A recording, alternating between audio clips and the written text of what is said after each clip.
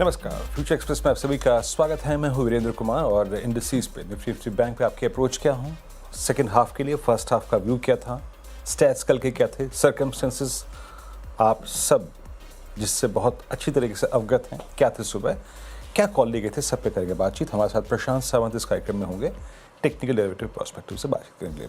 प्रशांत, बहुत बहुत शुक्रिया कार्यक्रम में शामिल होने के लिए। मैं आता हूँ आपके पास, लेकिन उससे पहले एक बार जरा निफ्टी को देखते हैं। इट्स 24804। अभी कुछ देर पहले निफ्टी ने जो इंट्राडे हाई लगाया वो था 24824, 24850 का, 824 का, माफ कीजिएगा। निफ्टी बैंक आपकी स्क्रीन पे आएगा। निफ्टी बैंक स्टिल बैकफुट पे है, कोई डिसाइसिव मूव यहाँ पे नहीं आया, बट 56,032 पे।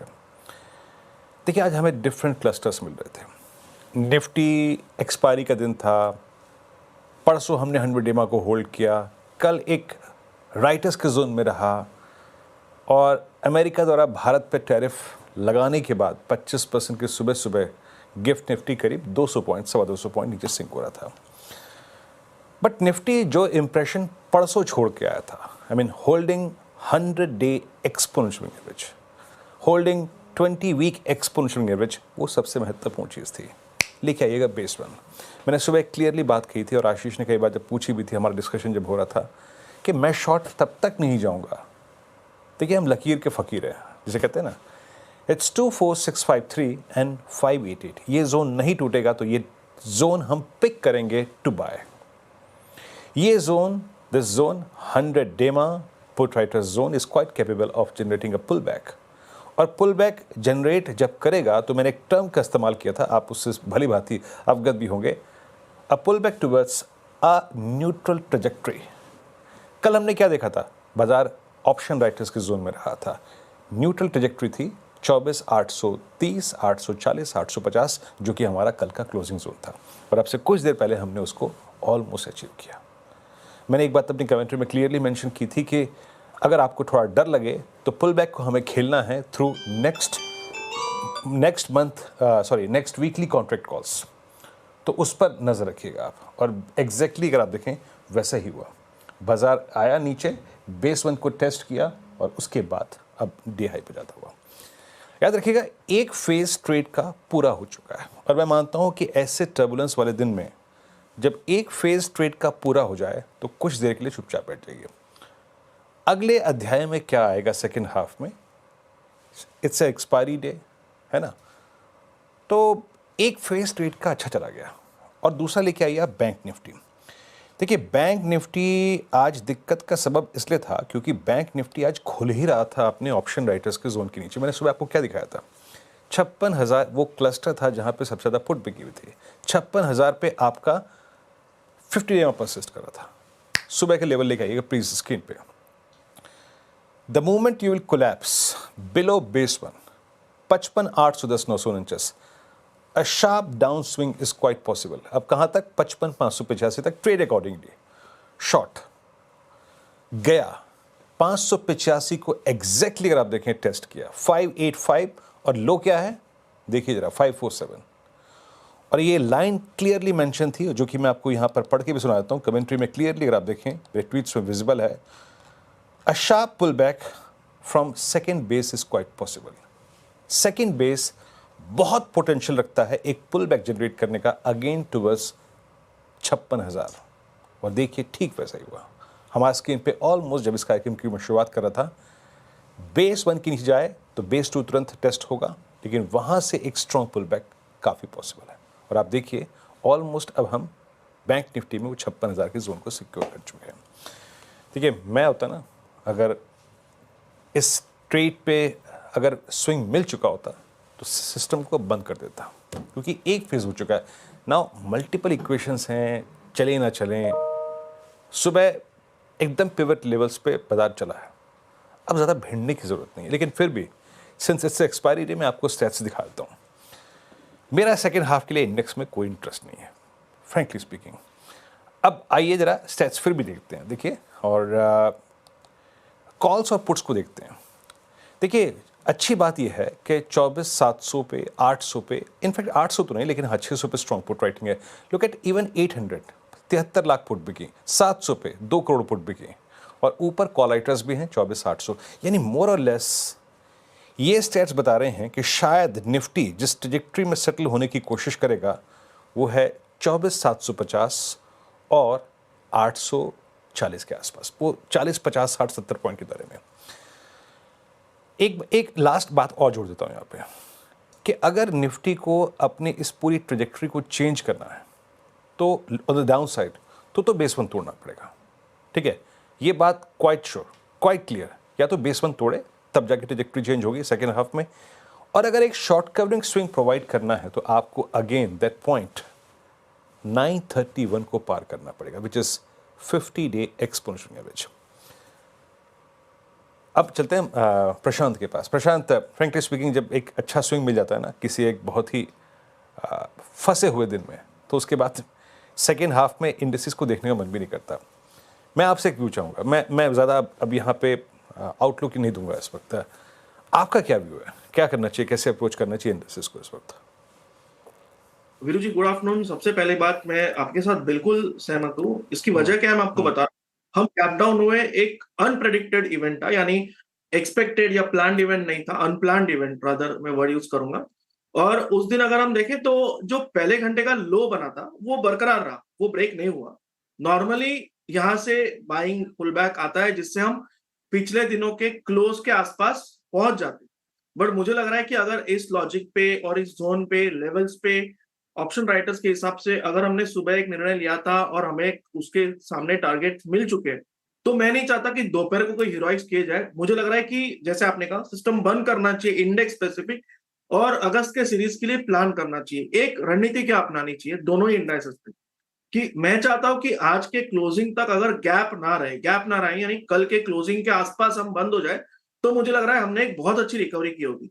उस हिसाब से, उस लॉजिक से अगर हम निफ्टी स्पॉट कल का क्लोजिंग देखें, करीबन 24,850 860 के आसपास, यानी इस लेवल से 70-80 पॉइंट ऊपर अगर हम वहां पे क्लोज हो जाते हैं, यानी कोई गैप डाउन जो आज हुआ था वो चार्ट पे नजर नहीं आए, तो और उसको कल फॉलो थ्रू मिले, तो मुझे लग रहा है कि एक बेस फॉर्मेशन हम एक्सपेक्ट कर सकते हैं। बट इसके लिए अभी बात करना बहुत जल्दबाजी होगी, तो मेरे लिए फिलहाल नो ट्रेड जोन होगा। अहम लेवल अभी के लिए मेरे लिए आज का लो जो बना हुआ है 24,630, ये मेक और ब्रेक लेवल है, पोजिशनली भी और अगस्त के सीरीज के लिए भी। 24,630, यानी हम 600 मान के चलेंगे, एक राउंड नंबर, तो इस पे ध्यान रखना होगा। और ऊपरी लेवल जैसे हम जानते हैं, कल की जो क्लोजिंग थी 24,860, ये बहुत अहम होगा, इसको हम कैप्चर कर ले। मुझे लग रहा है कि ये जो पूरा एक नेगेटिव माहौल बना हुआ है, प्राइस वाइज हम उसके बाहर निकल जाएंगे, सेंटिमेंट चेंज हो सकते हैं।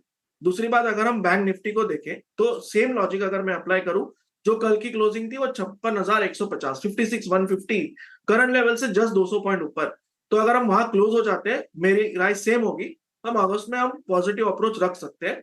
बट जैसे मैंने कहा, अभी के लिए ये निर्णय हम बहुत ज्यादा प्रीएम्प्ट करना होगा, मैं इसके लिए वेट करूंगा। फिलहाल इंडेक्स पे कोई पोजीशन, कोई ट्रेड नहीं रखूंगा, सिर्फ लेवल्स को फॉलो करूंगा, और अगर कल के क्लोजिंग के ऊपर हम क्लोज हो जाए तो डेफिनेटली कल मैं एक पॉजिटिव अप्रोच के साथ इंडाइसेस को अप्रोच करूंगा। देखिए, आज की कैंडल का, कल की कैंडल का इंडेक्स पर प्रभाव तो पड़ेगा, नो डाउट। वो कैंडल इटसेल्फ स्ट्रॉन्ग, अभी तक तो स्ट्रॉन्ग है, उन दोनों कैंडल्स के नीचे 100 डेमा है, दैट्स ऑल्सो इम्पोर्टेंट। तो अब एक काम करते हैं, इंडेक्स से बाहर निकलते हैं। देखिए, निफ्टी के पुल बैक में बहुत स्ट्रॉन्ग कंट्रीब्यूशन रहा एचयूएल का, उसके नंबर शानदार, उसका रिएक्शन मेरे ख्याल से 2440 से लेके लगभग 2535 तक का मूव, उसने निफ्टी के इस पुल बैक को बहुत हद तक स्पॉन्सर किया। आज जो एफएमसीजी पैक है, जिसे कहते हैं ना फायरिंग ऑल सिलेंडर्स, इसने निफ्टी को वो जो रिक्वायर्ड पुश था वो प्रोवाइड किया। लेकिन अब आते हैं ट्रेड्स पे। प्रशांत, आपके 3 ट्रेड्स क्या रहेंगे जो आप पिक करेंगे इस वक्त? तो वीरू, जैसे हमने डिस्कस किया कि पहले घंटे का लो बरकरार था, जो कि एक स्ट्रेंथ दिखा रहा है, तो मैं उसी एक ब्रॉडर आउटलुक को मद्देनजर रखते हुए तीनों ही ट्रेड्स रिस्क रिवॉर्ड के हिसाब से लॉन्ग साइड पे ही मैंने ढूंढने, जहां पे रिस्क कम हो। फर्स्ट पिक मेरा होगा बिरला सॉफ्ट, ये ऑलमोस्ट 398 पे काम कर रहा है, 398 के आसपास, और यहाँ पे मेरी सलाह होगी कि 385 385 के नीचे स्टॉप लॉस स्पॉट लेवल रख के बाय करने की सलाह होगी। और यहाँ पे मैं टारगेट एक्सपेक्ट कर रहा हूँ 4 से 15 से लेके 418, 418 स्पॉट लेवल, ये मेरा फर्स्ट पिक होगा IT, rather mid cap IT sector से। नेक्स्ट पिक मेरा फार्मा सेक्टर से होगा, वो होगा डॉक्टर रेड्डीज लैबोरेटरीज। यहाँ पे अगर हम देखें तो एक क्लियर कट 20 डेमा पे स्ट्रॉन्ग सपोर्ट आया और जो प्राइस एक्शन इसके नीचे हुआ था, नॉर्मली जो पिन पॉइंट स्टॉप लॉसेस रखे रहते हैं वो ट्रिगर हो जाते हैं, लिक्विडिटी एब्जॉर्ब होती है, इसके बाद एक अच्छा अपमूव आ सकता है। तो मैं इसको थोड़ा प्रीएम्प्ट करके करंट प्राइस जो है 1278 1278 यहाँ पे बाय करने की सलाह दूंगा, और जो मेरा स्टॉप लॉस होगा वो होगा 1258 1258 का स्पॉट लेवल। यहां से मैं टारगेट एक्सपेक्ट कर रहा हूँ 1325 1325। और लास्ट वीक मैं देख रहा हूँ आईओसी इंडियन ऑयल कॉर्पोरेशन, यहाँ पे अगर हम देखें आज का जो लो बना हुआ है करीबन 144, मुझे लग रहा है ये एक बहुत अच्छा लो है, स्ट्रॉन्ग लो है। इसकी वजह क्या है, तो जो रेंज बन रही थी पिछले 3 महीनों में, ऑलमोस्ट मई से लेके, इस रेंज की ये ऊपरी लेवल है, वहां पे अगर हम सपोर्ट लेके कंसोलिडेट करके एक बाउंस बैक मिले, मोमेंटम स्ट्रॉन्ग आ सकता है।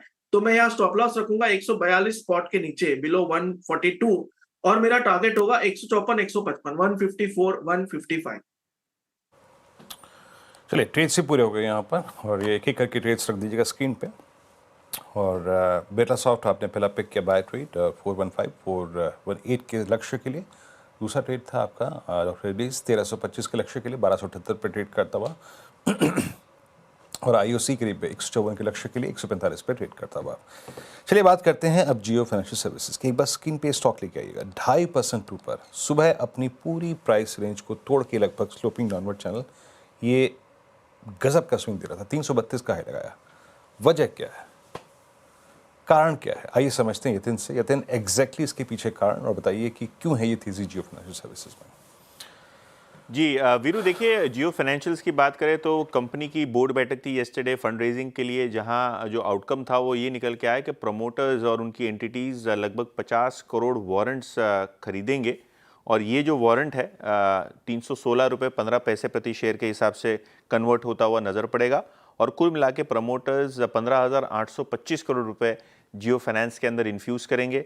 ऑब्वियसली अगर हम बात करें तो ये कैश वॉरचेस जो है वो लेंडिंग, इंश्योरेंस, एएमसी कारोबार को बढ़ावा देने के लिए रेज किया हुआ ऐसा लग रहा है। और अगर हम फाइनेंशियल्स की बात करें तो Q1 में मुनाफा भी लगभग 46% साल दर साल बढ़ता हुआ आपको नज़र पड़ रहा है।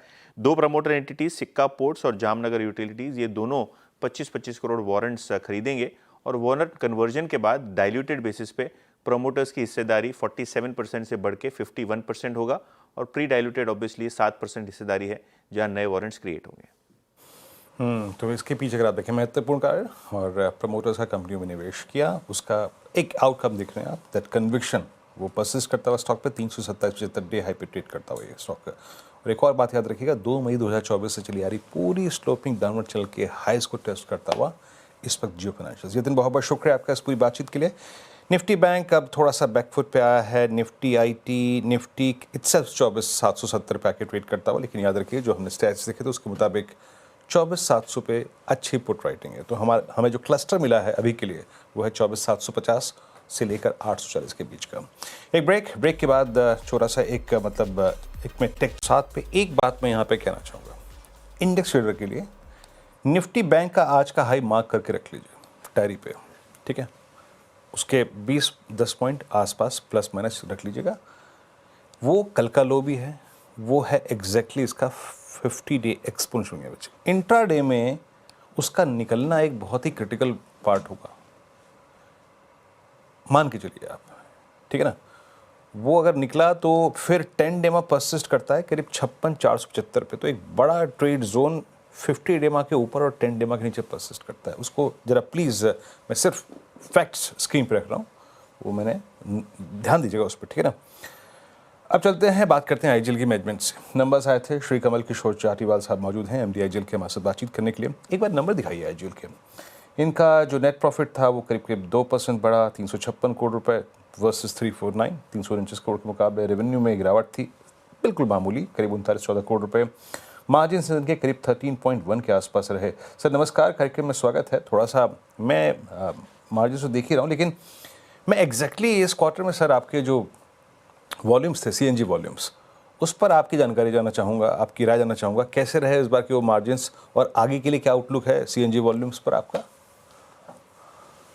तो इस तिमाही में हमारा क्योंकि ये अगर सीजीडी सेक्टर आप समझते हैं तो ये साइक्लिकल इन द सेंस कि फर्स्ट क्वार्टर वीकेस्ट होता है और फोर्थ क्वार्टर स्ट्रॉन्गेस्ट होता है।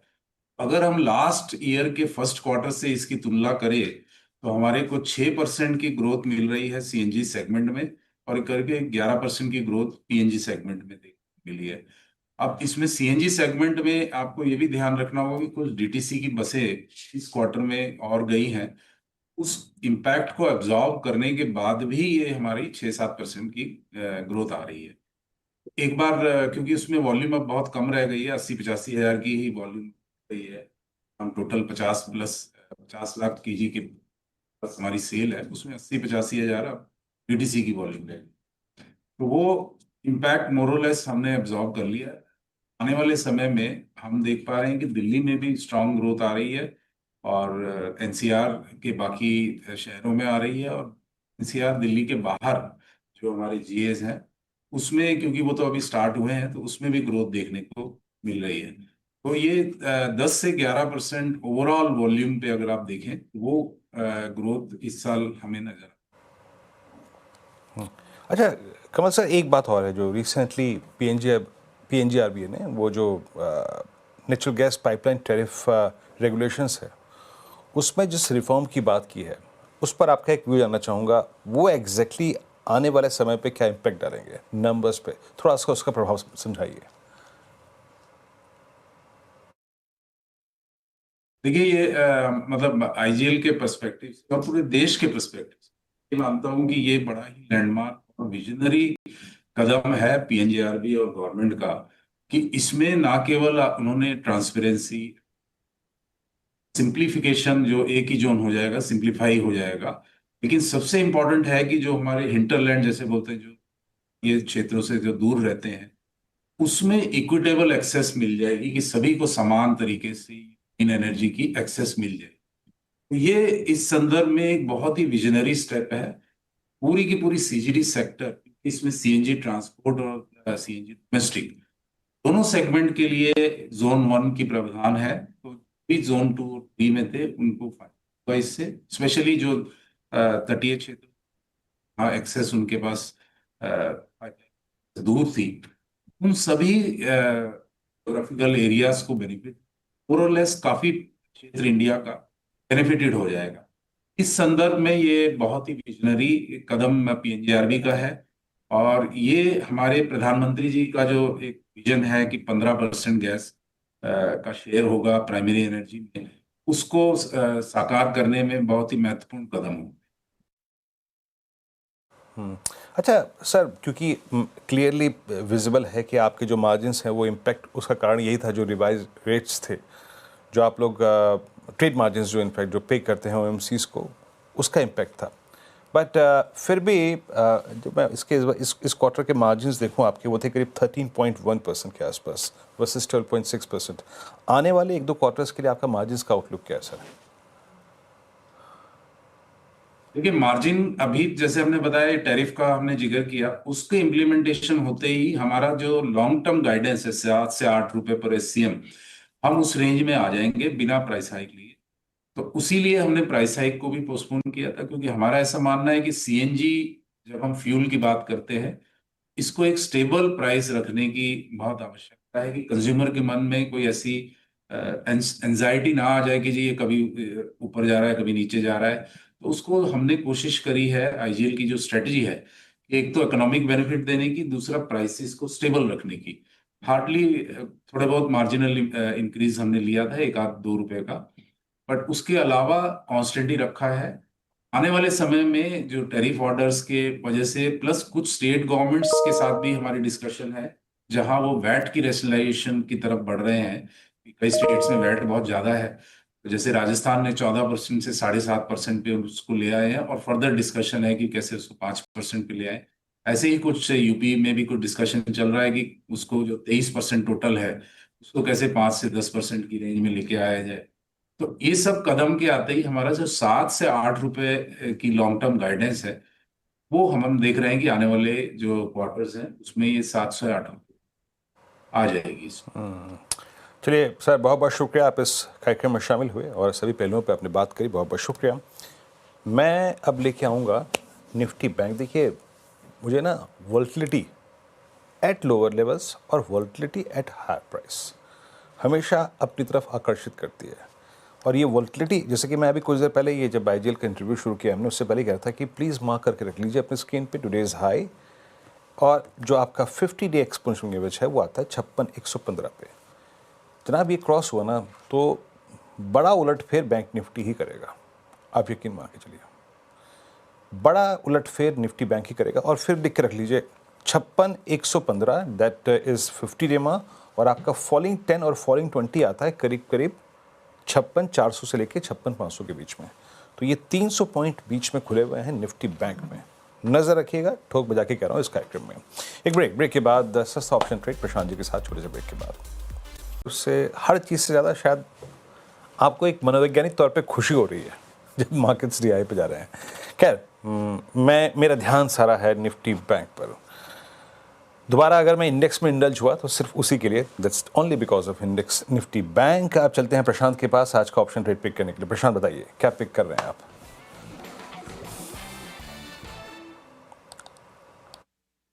जी वीरू जी, तो यहाँ पे जो स्टॉक मुझे एक अच्छे लेवल पे लग रहा है, सबसे पहली बात मैं देख रहा हूँ जहाँ रिस्क कम हो तो होगा पीआई इंडस्ट्रीज। यहाँ पे एक ब्रेकआउट जो रेंज थी वो रिटेस्ट हो रही है, और नॉर्मली ये मेरा फेवरेट पैटर्न है, इसके बाद स्टॉक टेक ऑफ होता है। दूसरी बात सेक्टोरल सपोर्ट है, हालांकि एसआरएफ में कल जो एक्सपेक्टेड थे उसके थोड़े अगेंस्ट मूव आई है, बट ओवरऑल मार्केट में वो आई थी। तो मुझे लग रहा है जो पीआई इंडस्ट्रीज की 4,300 स्ट्राइक प्राइस की कॉल ऑप्शन है अगस्त महीने की, करीबन 115-16 के आसपास चल रही है, यहाँ मैं खरीदना चाहूंगा। स्टॉप लॉस रखेगा 90 के नीचे, 88, 87, 88, 87 के आसपास। जो टारगेट में देख रहा हूँ वो होगा 165 और 175, 165, 175।